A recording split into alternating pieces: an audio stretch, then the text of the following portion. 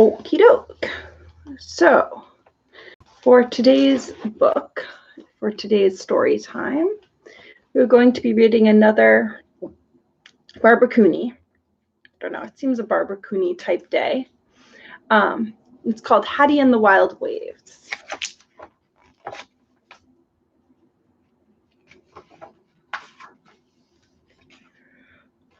It has this lovely pattern.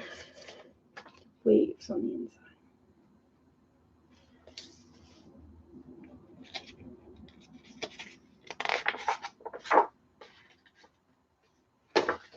Hattie and the Wild Waves, a story from Brooklyn. Oops, I need to mute my noise.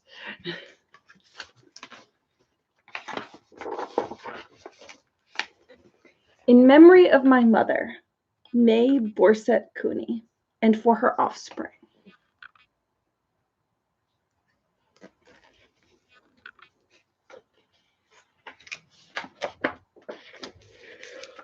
Ooh, excuse me, I'm sleepy today.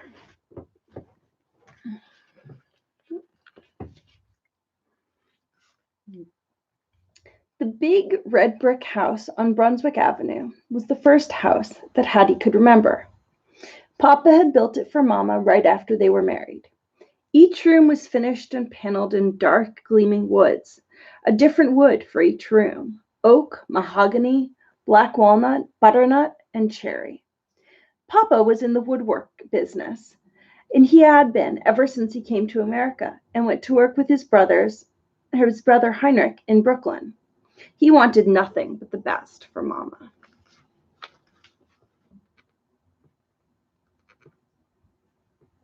If you can't read, the building here says moldings and sashes, sidings and floor, fine woodwork. When I grow up, said Fifi as she looked at Mama and Papa's wedding picture in the family album, I too shall be a beautiful bride. She tossed her curls.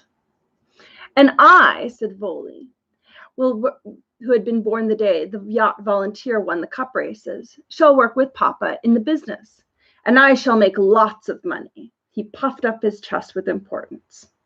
And what about you, mein Liebchen? Papa asked the child at his knee. I shall be a painter, said little Hattie promptly.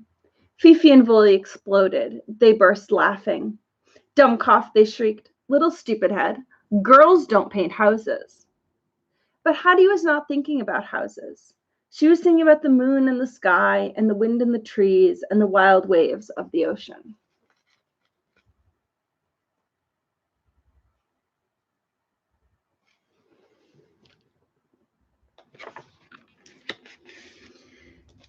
The other people who lived in the house were Clara Gessick, the cook, Little Mouse, Clara's small daughter, Mary Wagner, the maid, and a series of young girls who looked after the children. The nursemaids never stayed long. Fifi and Voli teased them without mercy, and Lena would scold sharply, and maybe even slap a child, and that would be the end of Lena or Lizzie or Lily. Clara Gessick and Mary Wagner, however, stayed on forever, gossiping in the kitchen, drinking coffee, and playing rummy with Fifi and Voli. And Hattie, in the corner, contentedly scribbled away, making pictures on brown butcher's paper, under the admiring eyes of Little Mouse.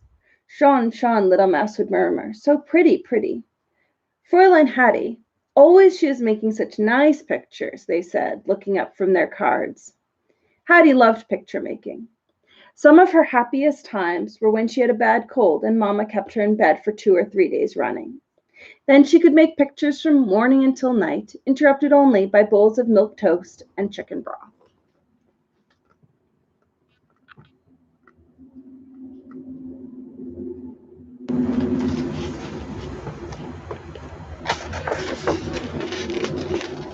On Sundays and holidays, the aunts and uncles and cousins gathered at the Bushwick Ave house.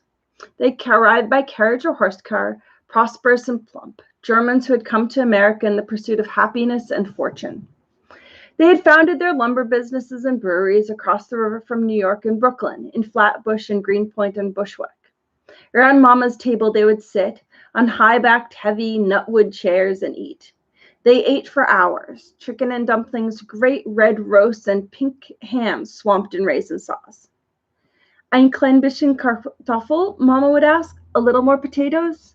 For there was always a great deal of Kartoffeln, clouds of mashed potatoes heaped high in china dishes, and gravy boats full of dark, delicious gravy. And. The children would go restless, their eyes would droop. The parents went on with family gossip, sipping claret.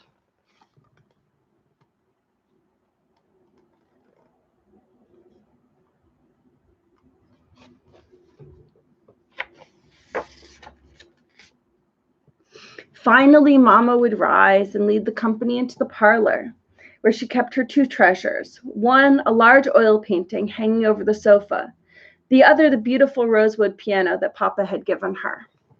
The painting was Cleopatra's Barge, painted by Oppe Krippendorf, who was Mama's father and an artist. It was his masterpiece. Beautiful, sighed the aunts. Such a frame, approved the uncles. But Papa, who knew something about boats, pronounced the barge unseaworthy. Later, Hattie went to her room and drew a beautiful barge. Yeah, said Papa, that one will float.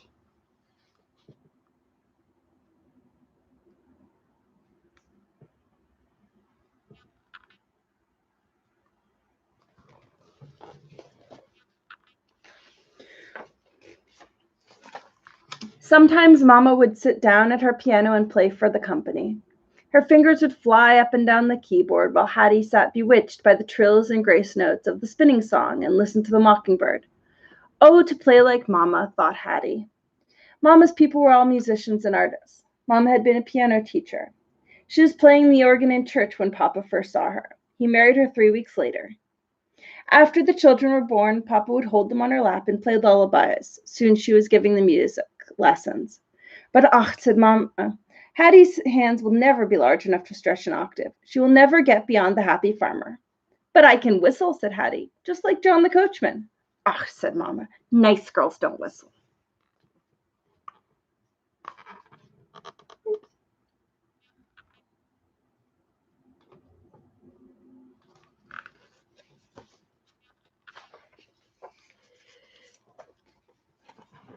Mama taught the girls needlework, but Hattie's French knots were disgracefully grimy and her stitches were far from even. What beautiful needlework Fifi does, the aunts exclaimed, unwrapping their Christmas handkerchiefs. But Hattie will never learn to sew. In the fall and winter, the children went to school. In the spring, Mrs. Lehman would come to stay at the Bushwick Avenue house and help Mama sew new clothes for summer. These were trying days for Hattie, standing still while patterns were fitted and pins pricked into her flesh. But Fifi enjoyed every minute, preening in front of the mirror as the pretty dresses took shape. Every night, Mama put Hattie's straight hair up in little leather-covered crimpers to try and make it curl. Trying to be pretty is a lot of work, sighed Hattie to Little Mouse. But when Mama discovered Hattie sleeping with a clothespin on her nose to keep it from growing any longer, she scolded. Said Mama, just be glad you have all your limbs.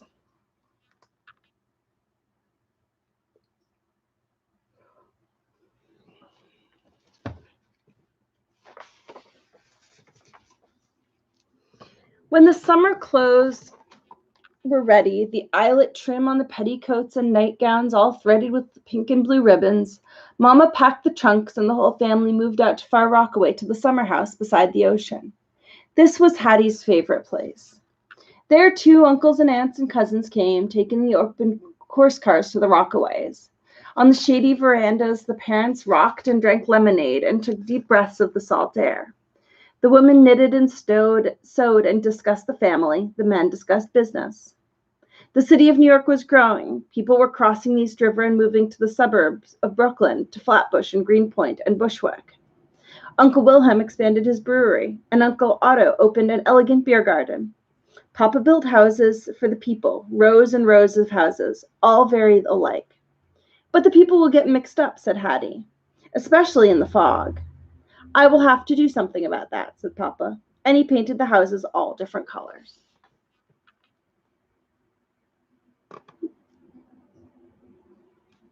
It's hard to picture the Rockaways as giant summer homes. Sometimes Papa took the family sailing on his beautiful boat, the Cornet. The water sparkled, the waves slapped at the hull. At times Mama napped in her mahogany and pink velvet stateroom below, but always Hattie stood in the bow. The moist salt breezes took the curl out of her hair. When Hattie got home, she ran up to her room and got out her paint box. Soon her walls were covered with pictures.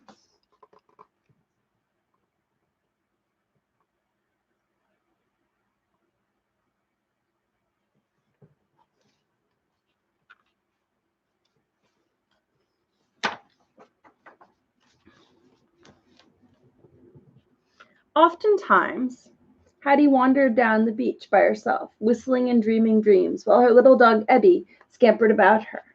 The waves scalloped in and out, lapping at their feet. The sky was blue of heaven, and the sea went on forever. I wish that summer would never end, thought Hattie. Sometimes the ocean turned green and wild, and the sea grew black. Oh, Ebbie, she would say, picking up the little dog, what are the wild waves saying? Whatever they were saying, they had the answer, she knew as she walked beside the sea.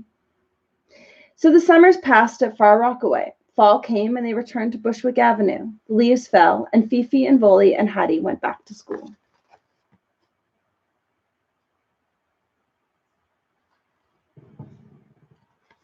This is school.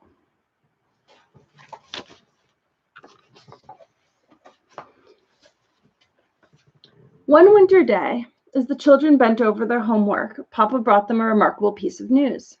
He had bought the family a new summer house called the Oaks, as big as a castle, far out on Long Island, far, far away from Far Rockaway. But lieber Max, said Mamma, I wouldn't know how to run such a house.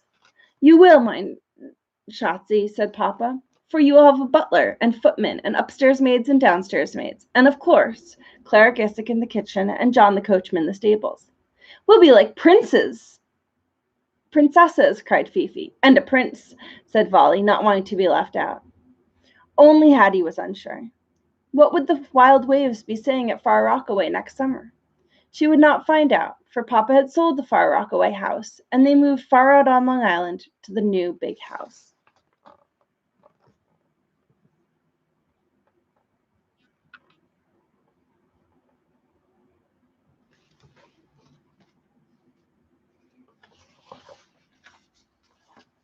Every morning the children's horses were brought round to the porte cochere for the daily rides, and every morning Mamma put on her little rubber boots and black sateen apron and went to her conservatory to water the plants. In the afternoon there were tennis parties. Papa had given Hattie a tame macaw, which was trained to retrieve tennis balls. Oh, that was another wonder of this new life. Some days Little Mouse and Hattie walked in the deer park, their arms around each other, telling each other secrets, as girls do. I'm going to be a teacher, said Little Mouse. And I, said Hattie, am going to be an artist. I know, said Little Mouse. Now and then the aunts and uncles and cousins came out on the Long Island Railroad for visits, and everyone was much impressed with the Oaks. But it wasn't the same as Far Rockaway.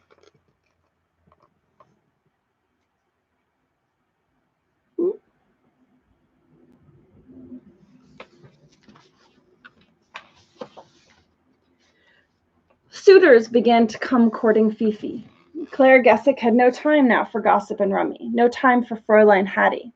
Little Mouse was busy all the time cutting up vegetables and polishing silver. And John the coachman was always having to meet guests at the station, for there were many parties nowadays. So Hattie walked in the deer park by herself with Ebbie, or she took her paint box down to the pond and painted the black swans from China. One day a new suitor appeared. He was in the lumber business. He had a white bull terrier named Snide and an automobile. He was very suitable, and he was the one that Fifi chose.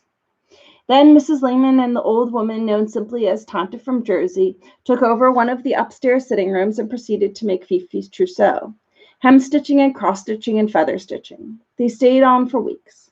Mamma herself did all the monograms, but the wedding dress itself came from Paris. Fräulein Hattie will be next, said Mrs. Lehman. She smiled a big smile full of gold teeth.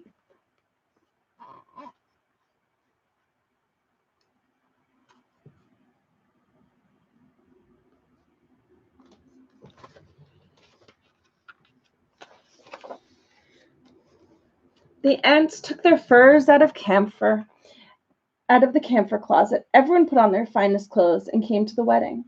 There was caviar and sweetbreads and Madeira wine. There were jumbo squabs and artichokes with hollandaise sauce. There was tutti frutti ice cream and champagne and Corona cigars. Hattie was the maid of honor, Voli the best man. Papa gave Fifi away, Mama cried, and Fifi was a beautiful bride. I'm not Fräulein Fifi anymore, said the bride proudly. From now on, I'm Mrs. Joseph Patrick Conahan. I like being a Fräulein, said Hattie to Little Mouse. A Mrs. is forever, Mouse. Some day we will want it to be forever, said Little Mouse.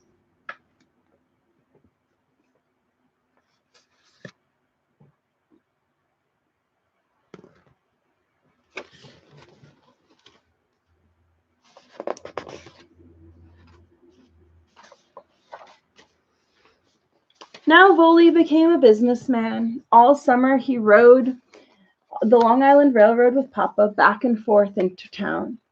If only there were a nice hotel in Brooklyn, Papa wished. And since there wasn't, he built one. When it was finished, Papa sold the Bushwick Avenue house. In the wintertime, Mama and Papa and Hattie went to live on the top floor of Papa's hotel, with a splendid view of the East River and New York City. But Voli preferred to live at his club. At mealtimes, Gus the waiter trundled in a little cart bearing silver domed dishes, out of which came their breakfast, lunches, and dinners. The parlor where Mama had a rosewood piano and Cleopatra's barge, Hattie sketched tugs and cargo boats going up and down the river. Looking downriver from Papa's library, she could paint the Statue of Liberty and the ocean beyond. But too often, Hattie had to go shopping or play Russian bank with Mama.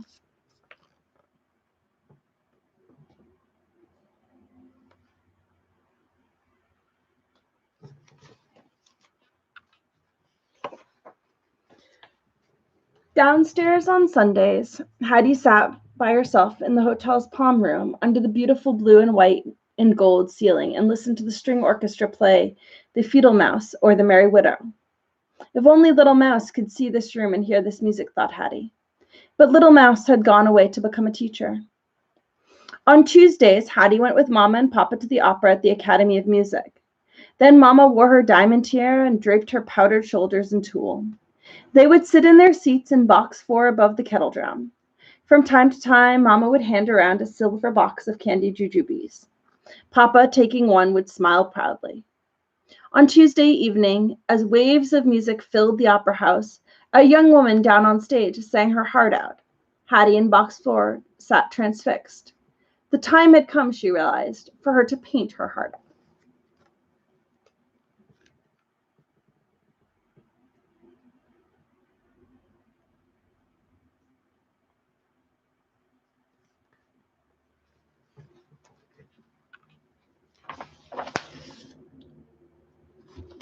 The next day, Hattie put on her coat and hat and marched down to the Art Institute.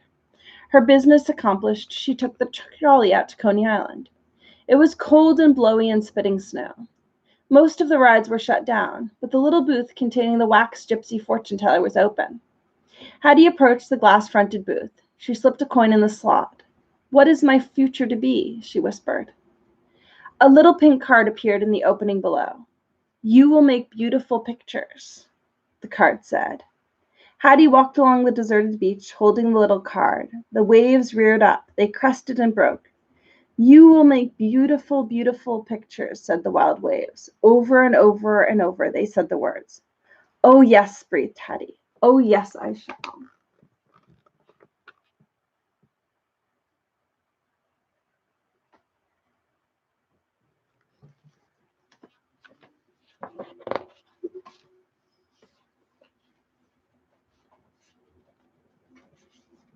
"I have something to tell you," Hattie said to Mama and Papa the next morning at breakfast. "Was ist los?" asked Mama anxiously. "Is something the matter?" Hattie folded her napkin. She put it in her napkin ring. Her eyes shone. "I'm going to be an artist," she said. "Just like Opa," said Mama, smiling. "No," said Hattie. "Just like me."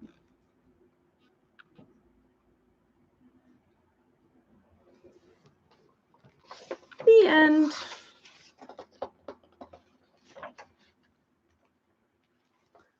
All right. time to change gears. Understood, Betsy.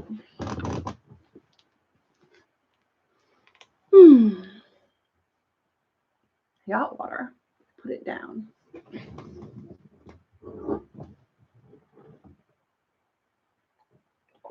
Too much screen time today. My brain's gone wonky. All right. Chapter 8. Betsy starts a sewing circle. Betsy and Molly had taken Deborah to school with them. Deborah was the old wooden doll with brown painted curls. She had lain in a trunk since Aunt Abigail's childhood because Cousin Anne had never cared for dolls when she was a little girl. At first, Betsy had not dared to ask to see her, much less to play with her. But when Ellen, as she had promised, came over to Putney Farm that first Saturday, she had said right out as soon as she landed in the house, "Oh, Mrs. Putney, can't we play with Deborah?" And Aunt Abigail had answered, "Why, yes, of course. I knew there was something I was forgetting." She went up with them herself to the old cold attic and opened a little hair trunk under the eaves. There lay a doll flat on her back, looking up at them brightly with her blue eyes. "Well, Debbie dear," said Aunt Abigail, taking her up gently, "it's been a long time since you and I played under the lilac bushes, isn't it? I expect you've been pretty lonesome up here all these years. Never you mind, you'll have some good times again now." She pulled down the doll's full ruffled skirt, straightened the lace at the neck of the dress, and held her for a moment, looking down at her silently. You could tell by the way she spoke, by the way she touched Deborah, by the way she looked at her, that she had loved the doll very dearly, and maybe still did a little. When she put Deborah into Betsy's arms, the child felt as if she was receiving something very precious, almost alive.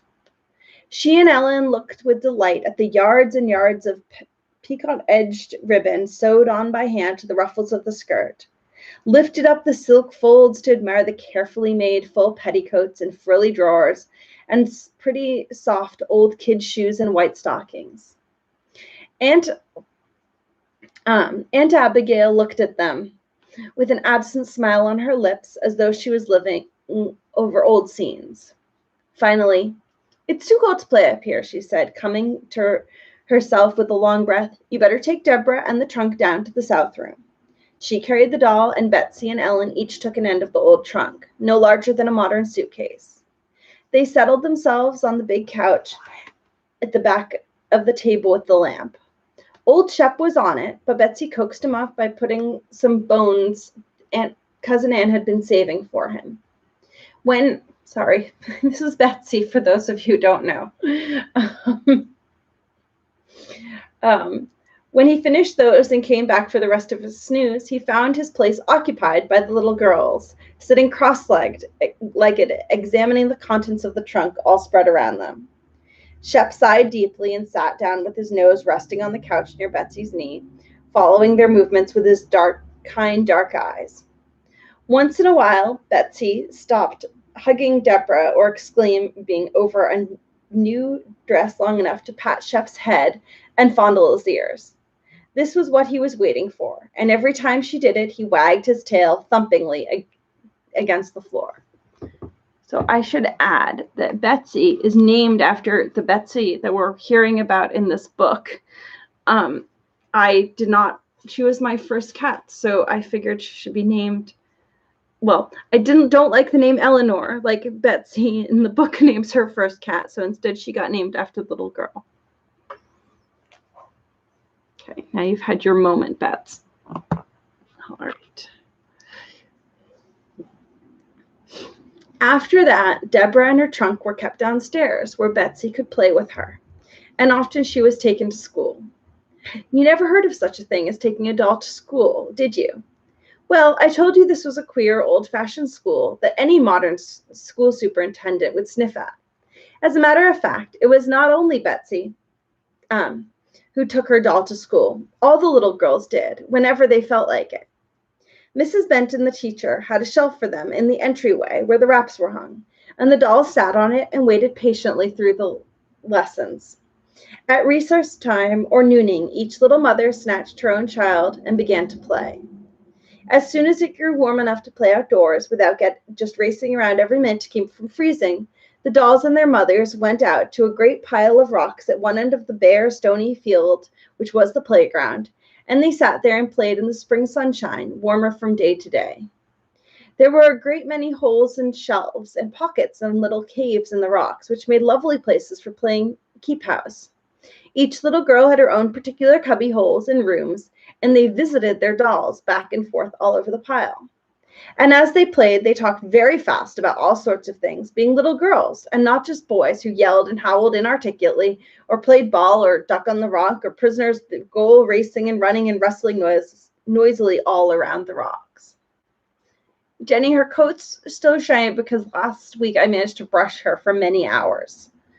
But she usually stays about like this, but she did have a little extra perk of shininess because of getting brushed.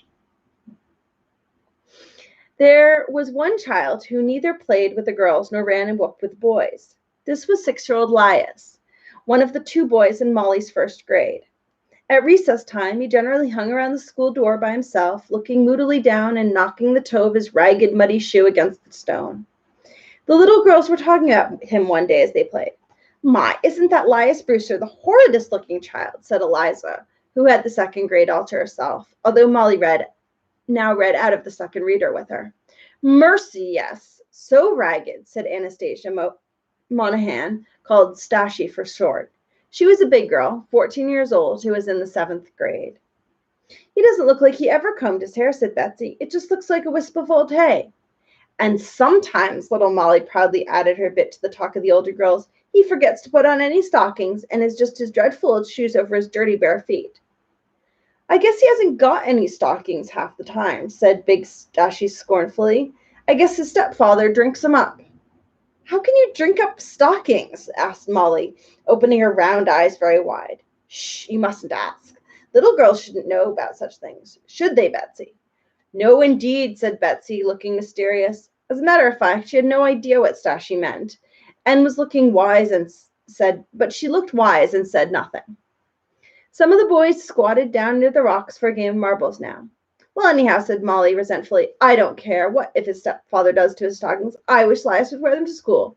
And lots of times he hasn't anything on under those horrid old overalls either. I can see his bare skin through the torn places." "I wish he didn't have to sit so near me," said Betsy complainingly. "He's so dirty." "Well, I don't want him near me either," cried all the little girls at once. Ralph glanced up at them, frowning, from where he knelt with his middle finger crooked behind a marble ready for a shot. He looked, as he always did, very rough and half-threatening. "Oh, you girls make me sick," he said. He sent his marble straight to the mark, pocketed his opponents, and stood up scowling at the little mothers. "I guess if you had to live the way he did, you'd be dirty. Half the time he doesn't get anything to eat before he comes to school. And if my mother didn't put something extra for him in my box, he wouldn't get any lunch neither. And you go around and jump on him." "Why doesn't his own mother put up his lunch?" Betsy challenged the critic. "He hasn't any mother. She's dead," said Ralph, turning away his hands in his pockets. He yelled to the boys, "Come on, fellers. Betsy beat you to the bridge and back," and was off, the others racing at his heels. "Well, anyhow, I don't care. He is dirty and horrid," said Stashy emphatically, looking over at the drooping, battered little figure leaning against the school door, listlessly kicking at a stone. But Betsy did not say anything more just then. The teacher, who boarded round, was staying at Putney Farm at that time, and that evening, as they all sat around the lamp in the south room, Betsy looked up from her game of checkers with Uncle Henry and asked, "How can anybody drink up stockings?" "Mercy, child, what are you talking about?" asked Aunt Abigail. Betsy repeated what Anastasia Monahan had said, and was flattered by the instant, rather startled attention given to her by the grown-ups. "Why, I didn't know that Buck Walker had taken to drinking again," said Uncle Henry. "My, that's too bad." "Who takes care of that child anyhow, now that poor Susie's dead?" Aunt Abigail asked of everyone in general. "Is he just living there alone with that good-for-nothing stepfather? How do they get enough to eat?" said Cousin Anne, looking troubled. Apparently Betsy's question had brought something half forgotten and altogether neglected into their minds. They talked for some time after that about Lias, the teacher confirming what Betsy and Stashy had said. "And we sitting right here with plenty to eat and never raising a hand," said Aunt Abigail. How you will let things slip out of your mind, said Cousin Anne remorsefully. It struck Betsy vividly that Laius was not the one they blamed for his objectionable appearance. She felt quite ashamed to go on with the other things she and the little girls had said, and fell silent, pretending to be very much absorbed in her game of checkers. Do you know, said Aunt Abigail, suddenly, as though an inspiration had just struck her, I wouldn't be surprised if Elmore Pond might adopt Laius if he was gone at the right way. Who's Elmore Pond? Asked the schoolteacher. Why, you must have seen him, that great big red-faced, good-natured-looking man that comes through here twice a year buying stock. He lives in Digby way, but his wife was a Hillsborough girl, Maidie Pelham, an awful nice girl she was, too. They never had any children, and Maddie told me the last time she was back for a visit that she and her husband had talked quite often about adopting a little boy. Seems that Mr. Pond always wanted a little boy. He is such a nice man. 'Twould be a lovely home for a child. But goodness, said the teacher, nobody would want to adopt such an awful-looking little ragamuffin as Laius. He looks so meeching, too.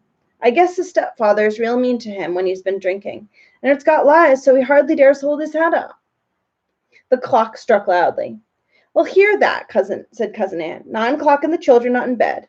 Molly's most asleep this minute. Trot along with you, Betsy. Trot along, Molly. And Betsy, be sure Molly's nightgown is buttoned all the way up. So it happened that, although the grown-ups were evidently going on to talk about Laius Brewster, Betsy heard no more of what they said.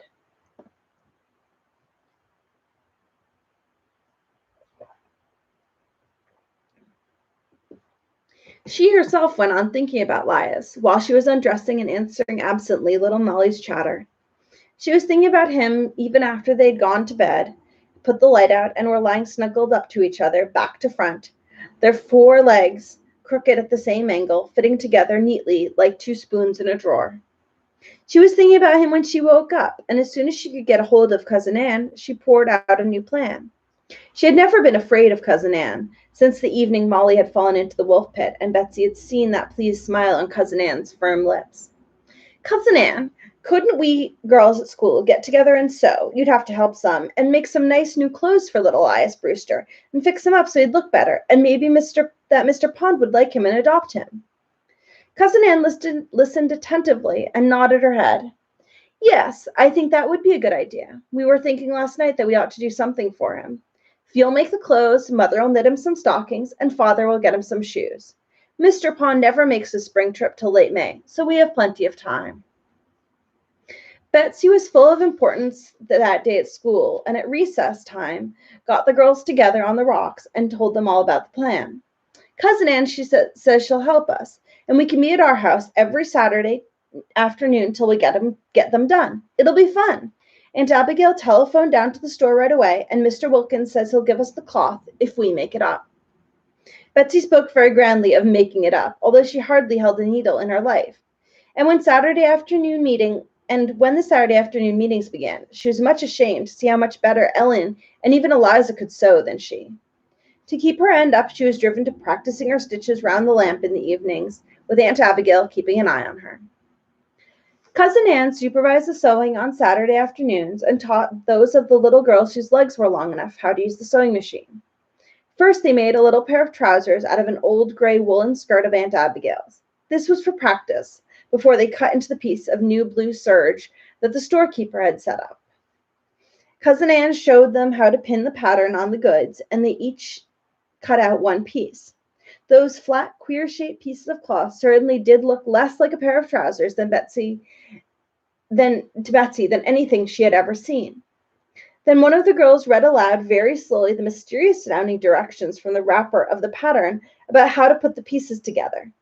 Cousin Anne helped here a little, particularly just as they were about to put the sections together wrong side up. Sashi, as the oldest, did the first basting, putting the notches together carefully, just as they read the instructions aloud. And there, all of a sudden, was a rough little sketch of a pair of new trousers, without any hem or any waistband, of course. Just 2 light, complicated shape they ought to be. It was a miracle to Betsy. Then Cousin Anne helped them sew the seams on the machine, where they all turned to for the bastings of the facings and the finishings. They each made one buttonhole. It was the first one Betsy ever made, and when she got through, she was tired as though she'd run all the way to school and back. Tired but very proud. Although when Cousin Anne inspected that buttonhole, she covered her face with her handkerchief for a minute as though she was going to sneeze, although she didn't sneeze at all. It took 2 Saturdays to finish that pair of trial trousers, and when they showed the result to Aunt Abigail, she was delighted. Well, to think of that being my old skirt, she said, putting on her spectacles to examine the work. She did not laugh either when she saw those buttonholes, but got up hastily and went into the next room, where they soon heard her coughing. They then made a little blouse out of some new blue gingham Cousin Anne happened to have left over from a dress she was making. This thin material was ever so much easier to manage than the gray flannel, and they had the little garment done in no time, even to the buttons and buttonholes. When it came to making the buttonholes, Cousin Anne sat down with each one and supervised every stitch. You may not be surprised to know that they were great improvement over the first batch. Then, making a great ceremony of it, they began on the store material, working twice a week now because May was slipping along very fast and Mr. Pond might be here at any time. They knew pretty well how to go ahead on this one after the experience of their first pair, and Cousin Anne was not much needed except as an advisor at the hard places. She sat in the room with them doing some sewing of her own, so quiet that half the time they forgot she was there. It was great fun sewing all together and chattering as they sewed. A great deal of the time they talked about how splendid it was of them to be so kind to little Elias. Why, I don't believe most girls would put themselves out this way for a dirty little boy, said Stashy complacency. No, indeed, chimed in Betsy. It's just like a story, isn't it? Working and sacrificing for the poor. I guess he'll thank us all right for sure, said Ellen. He'll never forget us as long as he lives, I don't suppose. Betsy, her imagination fired by this suggestion, said, I guess when he's all grown up, he'll be telling everybody how when he was so poor and ragged, Stashy Monahan, Ellen Peters, Elizabeth Ann, and Eliza, put in the little girl hastily, very much afraid of not being given her due share of the glory. Cousin Anne sewed and listened and said nothing. Towards the end of May, 2 little blouses, 2 pairs of trousers, 2 pairs of stockings, 2 sets of underwear, contributed by the teacher, and a pair of shoes Uncle Henry gave were ready. The little girls handled the pile of new garments with inexpressible pride, and debated just the best way of bestowing them that was sufficiently grand to be worthy of the occasion. Betsy was for taking them to school and giving them to Elias one by one so that each girl could receive her thanks separately. But Stashy wanted to take them to the house when Elias's stepfather would be there and shame him by showing that little girls had to do what he ought to have done. Cousin Anne broke into the discussion by asking in her quiet, firm tone, Why do you want Elias to know where the clothes came from? They had forgotten again that she was there and turned around quickly to stare at her. Nobody could think of any answer to her very queer, odd question. It had not occurred to anyone that there could be such a question. Cousin Anne shifted her ground and asked another, Why did you make the clothes anyway? Again they stared speechless. Why did she ask that? She knew why. Finally, little Molly said in her honest baby way, Why, you know, Miss Anne, so Elias Brewster will look nice and Mr. Pond will adopt him. Well, said Cousin Anne, what has that got to do with Elias knowing who did it? Why, he wouldn't know who to be grateful to, cried Betsy. Oh, said Cousin Anne, I see. You didn't do it to help Elias. You did it to have him be grateful to you. I see. Molly is such a little girl. It's no wonder she didn't really take in what you girls were up to. She nodded her head wisely, as though she now understood. But if she did, little Molly certainly did not. She had not the least idea what everyone was talking about. She looked from one sober, downcast face to another anxiously. What was the matter? Apparently nothing was really the matter, she decided, for after a minute's silence, Miss Anne got up with her entirely usual face of cheerful gravity and said, Don't you think you little girls ought to top off this last afternoon with a tea party? There's a new batch of cookies, and you can make yourself some lemonade if you want to. They had these refreshments out on the porch in the sunshine with their dolls for guests and a great deal of chatter for sauce. Nobody said another word about how to give the clothes to Elias, till just as the girls were going, Betsy said, walking along with the 2 older ones, Say, don't you think it'd be fun to go over some evening after dark and leave the clothes on Elias's doorstep and knock and run away quick before anybody comes to the door? She spoke in an uncertain voice and soothed Deborah's carved wooden curls. Yes, I do, said Ellen, not looking at Betsy, but down in the weeds by the road. I think it would be lots of fun. Little Molly, playing with Annie and Eliza, did not hear this, but was allowed to go with the older girls on the great expedition. It was a warm, dark evening in late May, with the frogs piping in their sweet high note and the first of the fireflies wheeling over the wet meadows near the tumble-down house where Elias lived.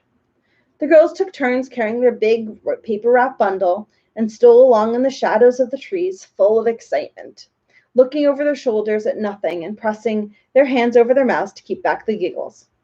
There was, of course, no reason on earth why they should giggle, which is, of course, the very reason they did. If you've ever been a little girl, you know all about that. One window of the small house was dimly lighted, and they found, when they came in sight of it, they just thrilled with excitement and joyful alarm. Suppose Elias's dreadful stepfather should come out and yell at them. They came forward on tiptoe, making a great deal of noise by stepping on twigs, rustling brushes, crackling gravel under their feet, and doing all the other things that make such a noise at night when never do in daytime. But nobody stirred inside the room with the lighted window. They crept forward and peeped cautiously inside and stopped giggling. The dim light coming from the little kerosene lamp with a smoky chimney fell on a dismal, cluttered room, bare, greasy wooden table and two broken-back chairs, with little Elias in one of them. He had fallen asleep with his head on his arms, his pinched, dirty, sad little figure showing in the light from the lamp. His feet dangled high above the floor in their broken, muddy shoes. One sleeve was torn to the shoulder. A piece of dry bread had slipped from his bony little hand, and a tin dipper stood beside him on the bare table. Nobody else was in the room, nor evidently in the darkened, fireless house. As long as she lived, Betsy will never forget what she saw that night through that window. Her eyes grew very hot, and her hands very cold. Her heart thumped hard. She reached for little Molly and gave her a hug in the darkness. Suppose that were little Molly asleep there, all alone in the dismal, dark house, with no supper and nobody to put her to bed. She found that Ellen next her was crying quietly into the corner of her apron. Nobody said a word. Stashi, who had the bundle, walked around soberly to the front door and put it down, knocking loudly. They all darted noiselessly away to the road, to the shadow of the trees, and waited until the door opened. A square of yellow light appeared, with little Elias's figure, very small, at the bottom of it. They saw him stoop and pick up the bundle and go back into the house. Then they went quickly and silently back, separating at the crossroads with no good-night greetings. Molly and Betsy began to climb the hill to Putney Farm. It was a very warm night for May, and little Molly began to puff for breath. Let's sit down on this rock and wait a while and rest. They were halfway up the hill now. From the rock they could see the lights in the farmhouses scattered along the valley road and on the side of the mountain opposite them, like big stars fallen from the multitude above. Betsy lay down on the rock and looked up at the stars. After a silence, Molly's chirping voice said, "Oh, I thought you said we were going to march up to Elias's school and give him his clothes. Don't you forget about that." Betsy gave a wriggle of shame as she remembered the plan. "No, we didn't forget," she said. "We thought this would be better anyway." "I know, but how will Elias know who to thank?" said Molly. "That's no matter," said Betsy. Yes, it was Elizabeth Ann who said that, and meant it too. She was not even thinking about what she was saying. Between her and the stars thick over her in the dark, black, soft sky, she saw again the dirty, disordered room and the little boy, all alone, asleep with a piece of dry bread in his bony little fingers. She looked hard and long at that picture, all the time seeing the quiet stars through it. And she turned over and hid her face on the rock. She had said her "Now I lay me" every night since she could remember, and she had never prayed till she lay there with her face on the rock, saying over and over, "Oh God, please, please, please make Mr. Pond adopt Elias." And that's the end of chapter 8, and we'll pick up on Betsy and Elias' story tomorrow. Thank you for joining me. Have a good afternoon.